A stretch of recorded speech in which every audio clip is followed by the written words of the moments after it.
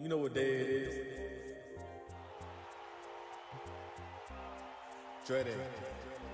Every screen, every game, every move, we leveling up. This ain't just for fun. This is a passion. You are watching the greatest of making. From the sticks to the screen. I bring every heat, every single time. So get locked in, turn up the volume, and vibe out. Because when I go live, it's not just a screen, it's a takeover.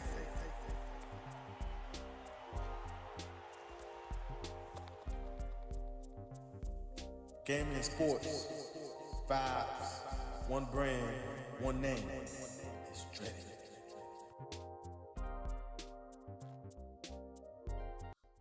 I've been a witness to the change of time.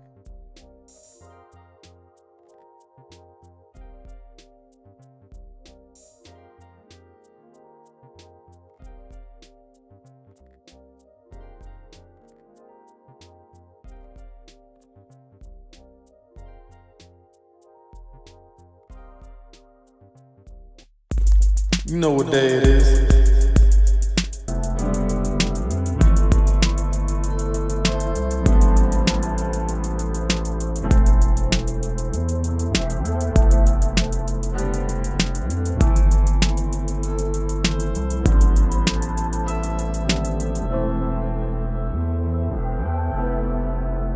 It's Dreaded. You know what day it is.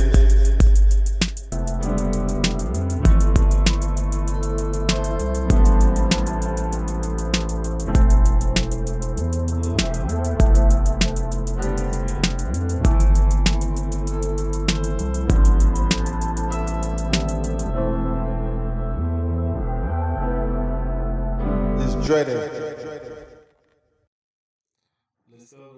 Let's get. How y'all doing today, man? Today, I know you see the title. We're talking about the Gamecocks today. Can they make a push to the playoffs, man? Do they have enough to make a push to the playoffs for this year, for this season? Do they, SEC? Do they have a push? Do they have enough talent around the North South to make a push, man?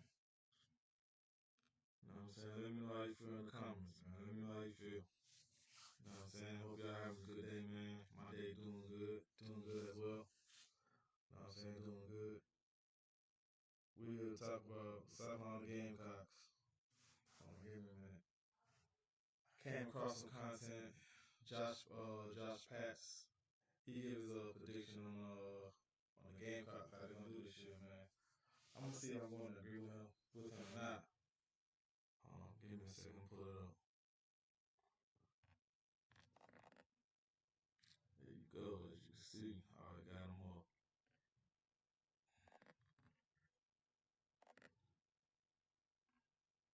Let's see what we talking about, y'all. Let's get it. Hold on, give me a second on mute. Could have the best offensive player in the SEC this year. And wait, they could have the best defensive player in this year. So when I tell you it's a new day in Columbia,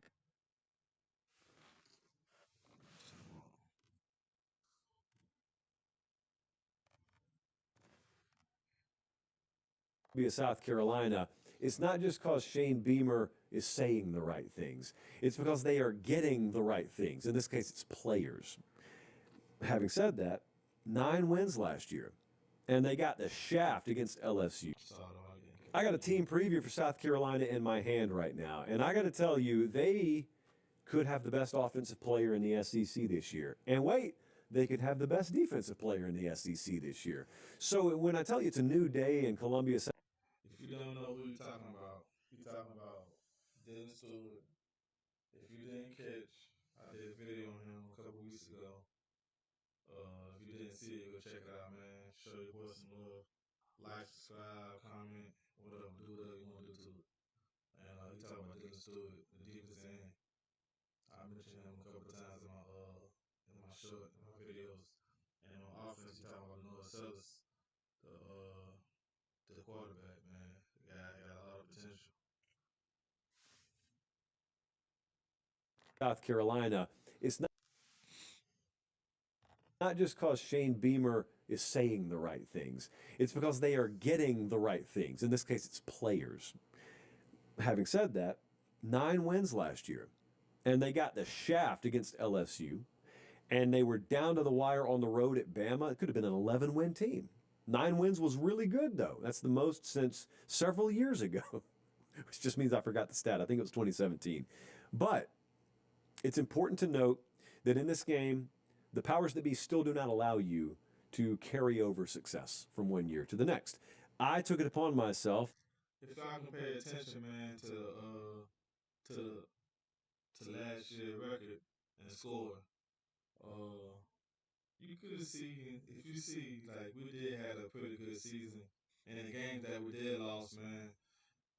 In the beginning last year at LSU, man, we lost. Bad decision making, not making enough effort on plays, and making dumb decisions, like dumb, stupid penalties. Like the last game of the play, LSU threw an interception, and we had the ball, and somehow the guy, what he did, I think he hit the quarterback, and that's how he got the ball back and then win and scored, kick the field goal and win the game. Like dumb stuff, man. You just can't make dumb stuff. Can't do anything they gonna cost the team lose the game. You know what I'm saying? You gotta be careful, man. Like Alabama, we had the game. Same thing. Careless football, making dumb decisions. Ole Miss, man, we just flat out got beaten that game. I don't know what happened. I think they let they I don't know what happened, man. They ain't show up. They didn't even show up that game. To travel over to South Carolina this spring, and I said, Shane Beamer came out and I said, walk with me, please. And we went into this big glass room and I sat him down and we mic'd him. And I asked him, Bradley, about this very thing. And here's what he had to say. All the attention's great, but I imagine sometimes it's like you got to pull. Oh, there's high expectations for, yeah, there's players that are returning, but these high expectations are because of what we did last season. And a lot of the guys that did that are no longer a part of this program. They're getting ready to move on to the NFL.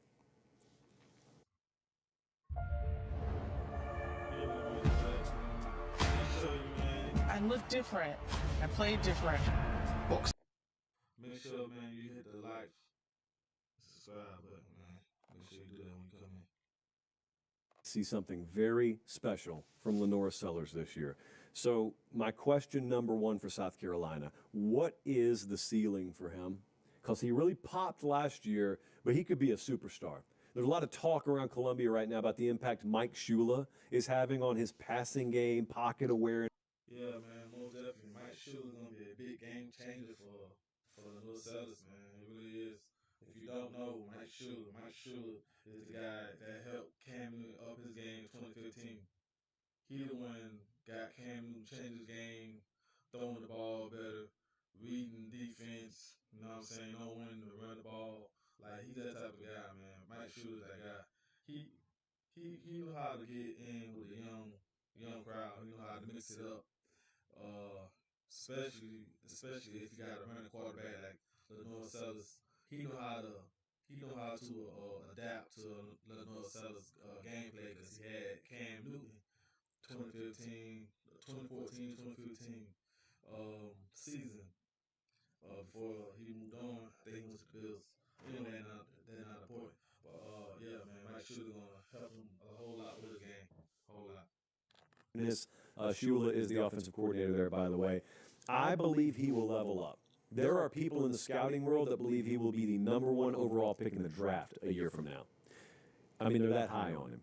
And he is big and he is physical, but there is a layer to his passing game that I think will be added on this year. And if we're right about that, then you better enjoy him while you can there. That's the first thing. The second thing, he got to be more accurate. That's the only thing I got to say with Lenore Sellers with his gameplay. He got to be more accurate with the ball. He got to throw the ball a little more accurate than he do. You know what I'm saying? He got to throw the ball a little more accuracy. that directly impacts the first thing is I don't trust them at wide receiver. And I wanted them to do what Penn State did. I wanted them to get ultra aggressive and go grab assets out of the transfer portal, and they just didn't. Now, they could know something about their team. Look at that wide receiver room, man. It's weak. You know what I'm saying? The only person that stands out on this team is Bennett and Nick Harbor, man. I'm gonna do the short. I'm gonna do a video on him soon too. Nick Harbor, man. This guy don't get talked about enough, and cause he big, he physical. Yeah, man. That guy Nick Harbor, man. He gonna be something serious this year. Uh, he remind me of Ashon Jeffries, man. A whole lot. If you don't know, man, look him up. Ashon Jeffries for South Carolina, man. He was a big target. He wasn't as fast as Nick Harbor. He ain't fast, but yeah, man, Nick Harbor gonna be and plus he a track star, like 4.3 something like that. That I don't, and that something could be they trust their evaluations, they trust their personnel, they trust their development. I hope that's true. I just past Nick Harbor, I don't really know where I'm looking and saying, all right, that and that and that. That's the depth that I can hang my hat on. Who's he throwing the ball to? That's the second question. The third question is, how effectively can they withstand defensive attrition? Because while you watched the NFL draft and you said, oh, another Gamecock, I watched it and said, well, who are they backfilling that position with? You know, they played Clemson last year. They beat Clemson on the road. That was great. Why did they beat them? Well, I mean, it's because Cade Klubnik made plays down the stretch. Yeah, but they beat him 17-14. So the answer to the question is your defense played out of its mind. Defense won the game. And do you have that caliber team again this year? They were top 20 in points per game, yards per game, rush yards per game allowed. I expect a step back, which they can afford if in the aggregate Sellers has a step up. They can't fall off a cliff. That's what we can't have. And that's a big question to me with them. Hey, wait just a second. I appreciate you guys watching. Most of you are subscribed. If you're not, please do so. It's free. It helps us keep the show free. And that's how we do college football year round. All right, back to the video. Their best position group is on defense, though. Their best position group is the edge position. Dylan Stewart, freshman All-American, superstar, not. Dylan Stewart gonna be the guy, man. I'm telling you, this guy gonna surpass Javion Clowney. I'm telling you, this guy's good. Watch out for him, man. I'm telling you, he fast, he tackle, like he know how to get to the quarterback. He got moves for days. Not much question about him, but Kyle Kennard's gone. Brian Thomas Jr.'s back. He was their number 3 guy last year.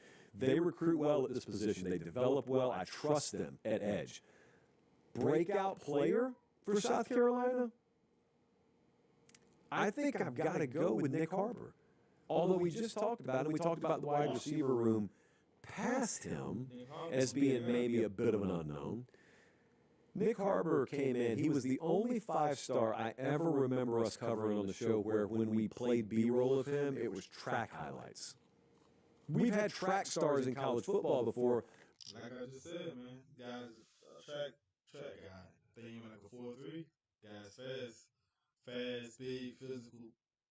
Like, come on, man. They got 6'5", 235. That's like a train coming at you, like a dump truck, 18-wheeler coming towards you. Like, come on, man. 6'5", 4'3", carrying all that weight, and still maintain that speed. God, man, all you gotta do is just improve catching the ball and route running. One thing Nick Harbor need to work on is route running. It's like he just can run a seam route. He good at that. He remind me of what's the guy from Seattle?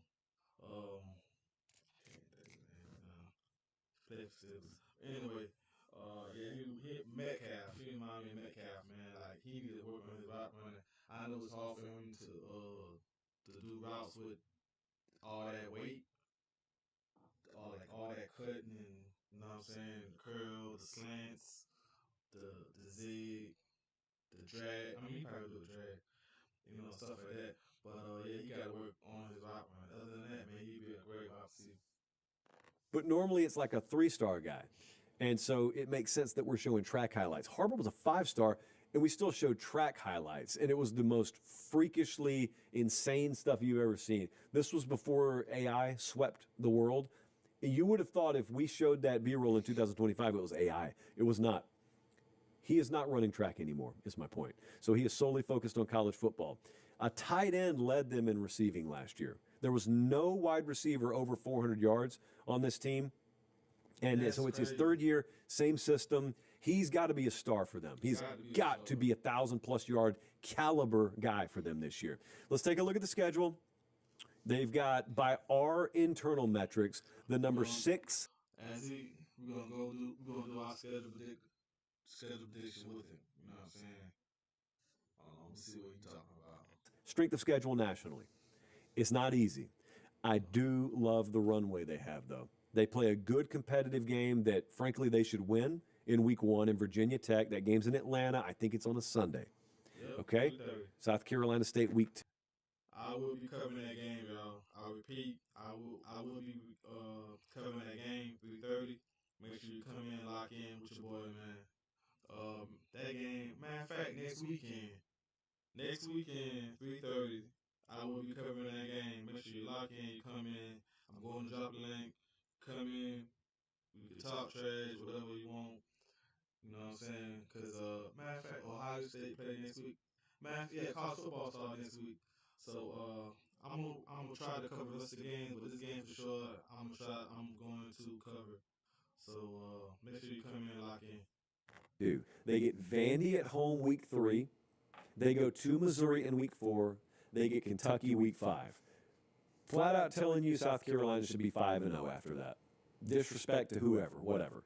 They should be 5-0. They better be. Because after that, it gets real in a hurry.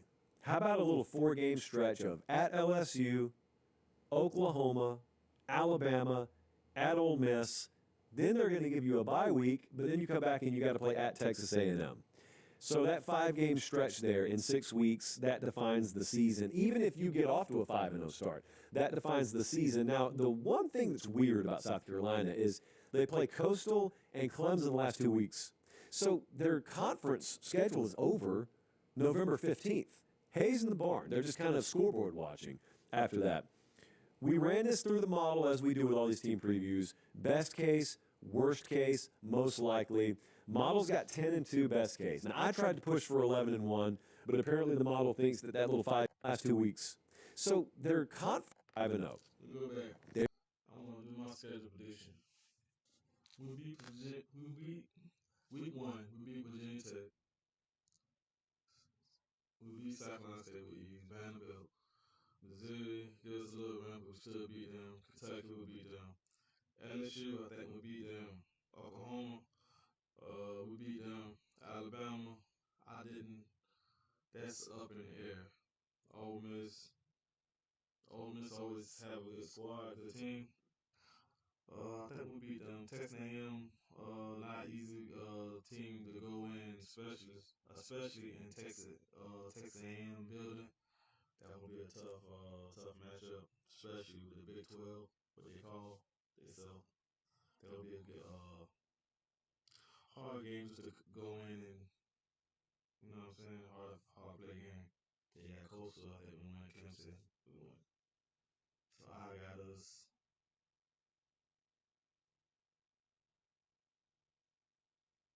I got 11-1. 11-1. Losing on 1 loss. It better be. Because after that, it gets real. That defines the season. We ran this through the model as we do with all these team previews. Best case, worst case, most likely. Model's got 10-2 best case. Now, I tried to push for 11-1, but apparently the model thinks that little 5-game stretch there is too tough. So it sees 10-2 as the best case. It's got 5-7 as the worst case. I agree with that. There's a bunch of losable games over there. Worst case obviously means you lose all of your losable games. The most likely record for South Carolina is 8-4. Now, stop, because if you're just an outsider, if you're living in Des Moines, Iowa, for example, or maybe you're living in like Reno, Nevada, you only know South Carolina from the outside, you would see the computer spitting out most likely a record of 8-4, and you'd say, man, with that schedule and that history as a program, that's pretty good. I don't know that South Carolina fans are okay with it, which is a good thing. Expectation's a good thing. It's not exactly the Shawshank quote, but it's a good thing. It could be the best of things as long as you don't torch everything and burn it down to the ground when 8-4, 7-5 actually happens. So It's not my prediction on him yet. I'll have my prediction coming up soon. But 8-4, the model says, for Shane Beamer. What y'all think about that, man? 8-4, man. Hit on his prediction. 8-4. What y'all think, man? Y'all agree with his prediction? You know what I'm saying? Y'all, how do y'all feel about the prediction? Do y'all agree? Do y'all agree on his prediction?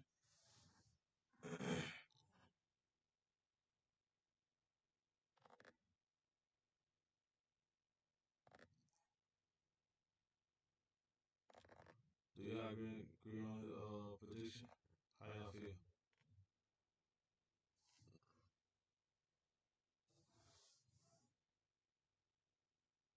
Do y'all agree on the prediction?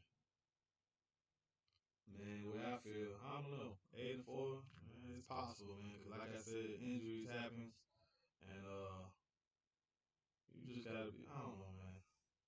Just hopefully nobody don't get hurt. You know what I'm saying? Hopefully everybody stay healthy. Uh, one injury can mess up the whole season. We had that issue last year, South Carolina Gamecocks, man. We lost. We lost one player on offensive line, and that was the end of it, man. Yeah, we lost him, man.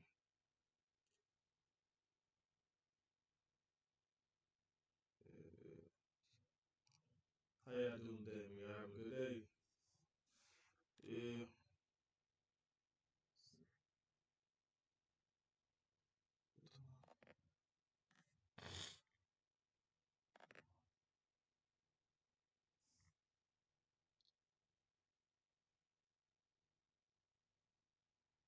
Oh, let's see what they got going.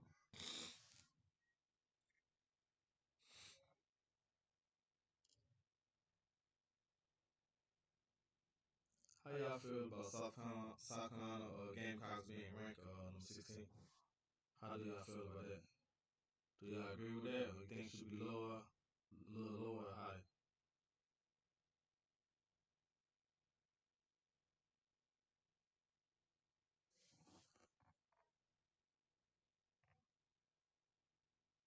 Y'all think it should be a little higher, a little lower?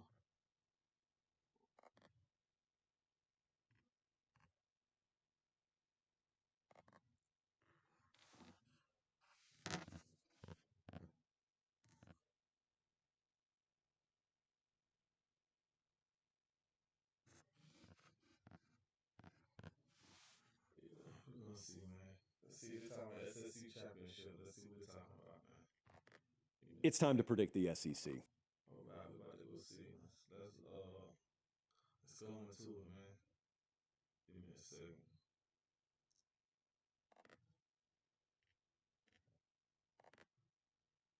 Let's go ahead and see what we're talking about, man. Let's not waste any more time. All right, Alabama and Georgia have won this thing 10 of the last 11 years. Let me repeat for the people that think this is like the most competitively balanced league in America. Bama and Georgia have won this thing 10 out of the last 11 years. LSU 2019 being the exception. So, when people have chanted SEC, they should have just chanted UGA or BAMA because that's really been the standard bearer. However, Texas is favored to win the league. Texas is number one in the JP poll. Texas is number one in the AP poll. We're going to go ahead and play the season anyway. But Sark, they got Texas in a really good spot here. I have never seen depth of contention like this. Bradley, keep this up for a second. Immunity. So if you look at the odds to win this league,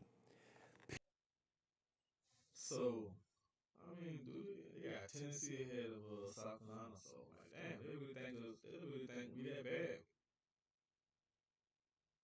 Come on, you got Florida ahead of us. We better than Florida. We better than LSU. I don't know, man. people have always said the SEC is deep. What they've meant by that is the number one team when they go play the number 8 or 9 team. That's a tougher opponent than the 8 or the 9 in the Big Ten or the ACC. Like, there's quality of competition, but there has not been depth of contention. Depth of contention has been void. Because there's been an alpha or maybe a 1A, 1B. It's normally been Bama or Georgia or in 2019 LSU. And you've known there's no way the number 6 team in this league is going to beat that number 1 for the SEC championship. This year's different. I promise you, I've not seen it like this. This is a year where Texas is favored to win it, but if you go number 2, number 3, number 4, number 5, number 6, number 7 is Ole Miss, I can make a case for them. Oklahoma's number 9. I got him top 10 in my JP poll, so you know good and well. Yeah, I don't know why. Like Auburn is not that good. Florida's not that good. How the hell they got ahead of Oklahoma, South Carolina, and Missouri? I could make a case for Oklahoma. South Carolina's down there at 11, and they may have the best offensive and defensive player in the league. My point exactly. So how the hell South Carolina that low? I think it's just people preference, man.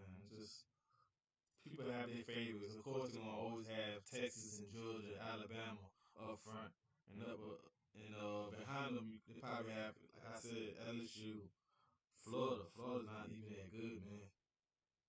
They're not that good. By the end of the year. So the depth of contention, the amount of teams that can legitimately win this conference, I've never seen it this deep. I don't know that Meemaw ever saw it that competitively deep. So the separation or the cannibalization, that's the theme in this league this year and every year. Do we have a situation where by week 8, you look at me and I look at you and say, dude, no one's beating Georgia. No one's beating Bama. No one's beating Texas. Or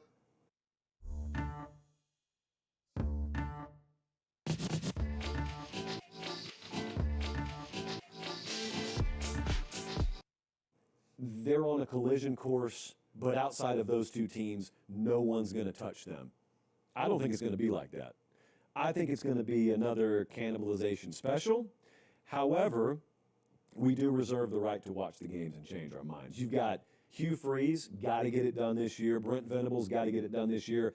I'm going to talk about Brian Kelly in a second. He's kind of got to get it done this year, but is on a little bit different footing than the other 2. So here's some things I think I know about the SEC. I think I know Georgia's offensive line is the most important unit in this entire league, because if Georgia's offensive line is, frankly, what they think it is, Georgia.